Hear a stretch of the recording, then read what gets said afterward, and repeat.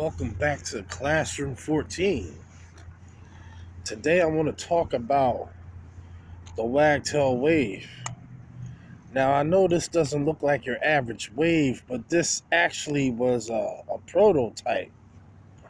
Before I kicked Johnny off the network a while ago, he sent this to me. Willie had sent two of them out and gave one to Johnny, and Johnny sent the other one to me. Since the shipping it over to U.S.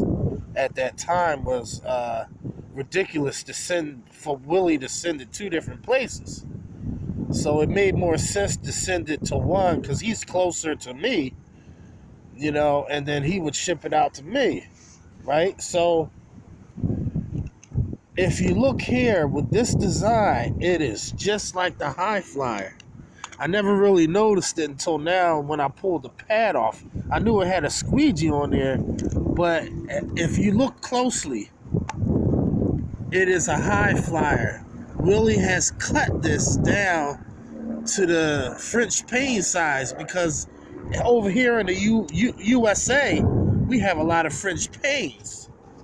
And this would be good for that, okay? As you can see, this used to be a High Flyer, a long one, maybe an 18 or something, and Willie cut it down. This rubber has never been used because I never used this like a squeegee, although you could. The interesting part about this, none of this was here. I'm about to explain to y'all in a minute what I've done. All right? You see, there's no nipple here, right? The nipple is gone. For some reason, Willie bored it out. I guess he didn't want this clipping, but if you look here, this locks into place anyway. You feel me? You hear how it locks in? And it doesn't unless you force it down. So this is a High Flyer that Willie never put into production, but it locks in anyway. But you see this little attachment here, all it is heated up PVC in a way. This is what holds originally this size holes was right through here, right? The problem was I got annoyed after using this tool a dozen times on a dozen houses. The blue rubber that Willie has in there, I had ripped that sucker out because this is when I started playing around with other water-fed wagtails. So I ripped that sucker out and I needed it for something. And I was upset because I needed this on a job and I had cut the holes up. So I had bought holes since then, and I had put another one in and duplicated. Originally, he had three, if you can see, 3 pinholes in the blue thing, and that was fine, man. This tool had great sheeting action, right? The holes weren't exactly lined up, but that's okay because it doesn't really need to be. But some people are anal about that like that, and they want their jets all shooting the same way. So I'm about to explain another thing too, but let's first talk in the classroom what I mean about this kept twisting, right? Every time I was going up and down, this was just clamped in here. This is plastic, right? So it actually literally started to open up, and it wasn't staying straight. The jet holes was pointing down, and then some were pointing up, and it just got to the point where I ended up gluing this so it wouldn't turn on me when I'm swiveling the pole and moving the line around, right? So that was more of a secure thing.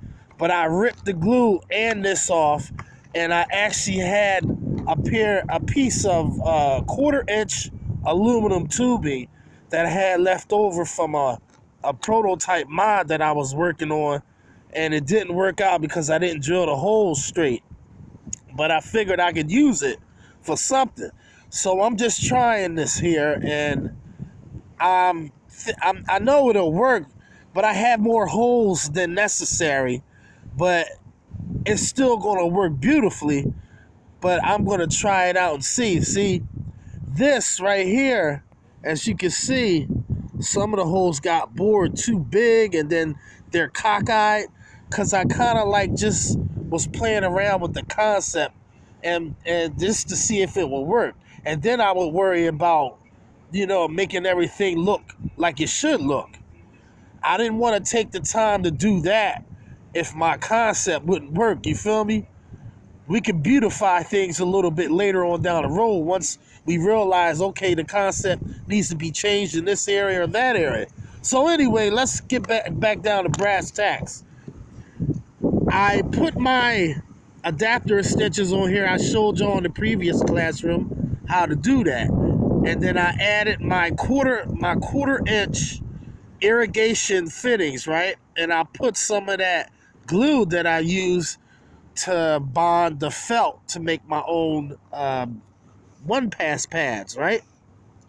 All right, so this can actually be used as a squeegee too, but you got the holes in the way, and that's not what Willie sent this for.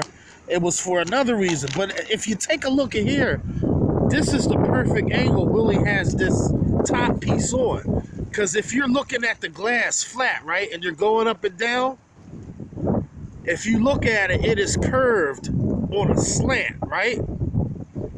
He has the perfect angle because those jets need to be above this pad, shooting up, or not straight, but upward on an angle. So I don't know if Willie did that intentionally, but I think he did. All right. So if you look here, you see how it's slanted, right? That's the angle that I'm talking about. That was good of him to do that, because if he didn't do that, check this out. If he didn't do that, right, that would have been flat on his table, and the jets would have literally be a mil away from the glass, just pissing all over the place, right? So that wouldn't be good. So you have to angle it so it gives a little more space for the jets to work. And when you use this and you twist your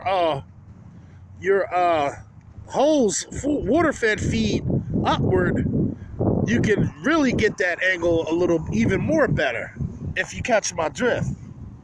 All right. Now, why did I do this?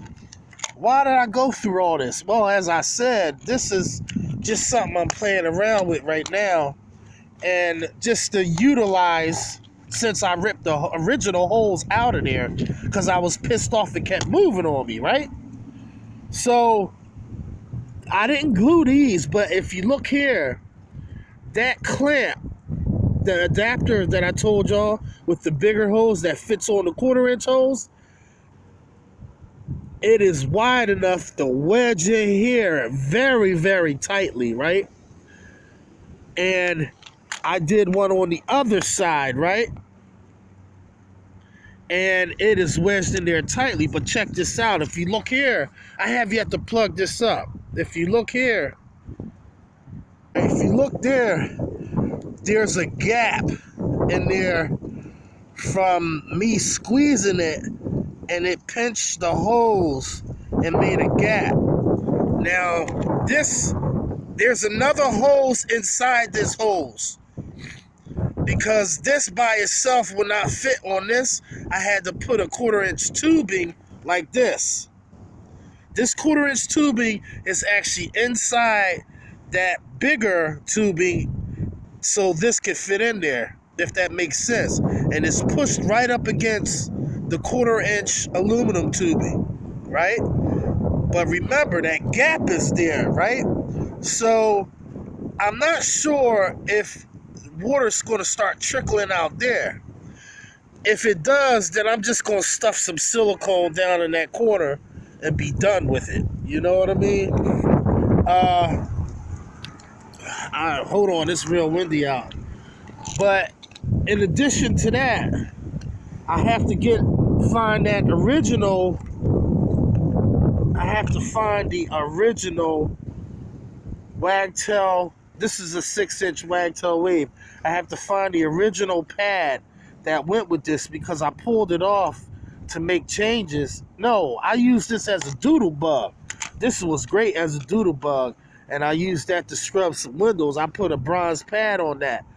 Remember I told you this is like the high flyer. Remember I told you the high flyer is like a good scrubbing thing. So as you can see, it's not long enough. So what's going to happen when I'm scrubbing the frames, this is going to hit the frame and the pad is not, leaving a 1/2 centimeter of unscrubbed nastiness all down the side of the frame.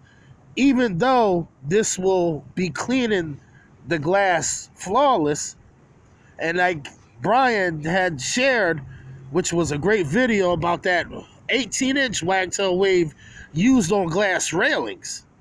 That's the perfect tool for that, man. It fitting right behind that little gap where the railing is welded or bonded to the deck. All right, but anyways, I'm gonna change this pad. I'm gonna look for it. If not, then I'll just take this and put it back on my 7-inch high flyer and just make another pad with Velcro, and then, you know, just be done with it. But I may just altogether just slap a bronze pad on here and leave it on there and just use this as an aggressive water-fed wave, if that makes sense to some of you. I'm sure it does, because this will be less scrubbing than that of a microfiber pad. So you really be able to bust out some windows, especially on first cleans, with a little tool like this. I'm gonna probably end up getting a bigger one. I would like to get a bigger wave, an 18-inch wave. I would like to get one because I need one. I like to put that out in the field because this thing made me some money on houses, man. I just started playing around with the water-fed squeegees, and I kind of got addicted to it. But this is Masters at Wagtail. Stay tuned. I'll make another video of this out in the field. I got a house coming up tomorrow, so I'm going to look for that pad before I do that house. And if not, then I'm gonna work something out and we'll get it together. And y'all can see the footage on that. This is a pretty easy mod to do to mimic the wave if you are pretty mechanically inclined. I wasn't. I just had to learn, but I have all in my head of what I want things to look like for myself. You see, what I do in this classroom is not so y'all can just follow what I do. Don't do as I do, seek as I sought. There's a reason why I do things that I do for myself, because it works for me, you know, and it makes my workflow the most efficient way I can make money for myself. My system, in someone else's eyes, it may not work for them because they don't work like I work. Their workflow is different. So these ideas in the classroom will give you your own ideas to create your own workflow. All right? This will get you creative juices flowing. Okay, I see what he means, but I don't like the way it does this or that. So naturally, this will get your brain pumping and say, hey, well, my situation is different because I suck at pole work, or whatever the case may be, or you prefer to climb up ladders, but you can still use that concept and apply it into your own routine, basically. But y'all get the gist of it. But this is Masters at Wagtail, and I'll see y'all in the next classroom. Macafracka.